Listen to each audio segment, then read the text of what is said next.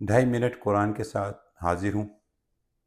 آج ہم بات کریں گے ایک شاید مسکنسیپشن کہ قرآن جو ہے صرف فضائل کی کتاب ہے۔ کبھی تو وہ دلہن کے سر پہ رکھ کے رخصتی کی جاتی ہے، اور کبھی جو ہے وہ کوئی فوت ہو جائے رشتہ داروں میں سو اس کے لیے پڑھا جاتا ہے، اور پڑھا بھی جاتا ہے تو وہ شاید عربی زبان میں نہیں، جو بھی ہمارا پروننسیشن ہے اس لحاظ سے پڑھا جاتا ہے۔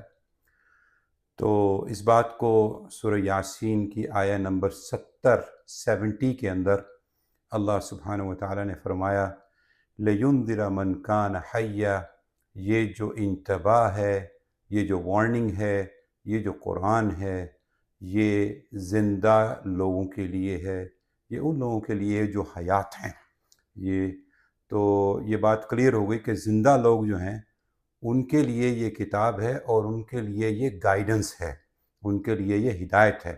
آپ 17 دفعہ دن میں منیمم سورہ فاتحہ پڑھتے ہیں، اور ہر مرتبہ کہتے ہیں اہدنا الصراط المستقیم، اور اللہ سے آپ ہدایت مانگتے ہیں۔ کس بات کی ہدایت مانگتے ہیں؟ کہ آپ بہتر ہو جائیں، آپ ان لوگوں میں ہو جائیں جن پہ اللہ نے انعام کیا ہے، آپ ان لوگوں میں نہ ہوں جن پہ اللہ کا غضب ہے، ان لوگوں میں نہ ہوں جو گمراہ ہو گئے۔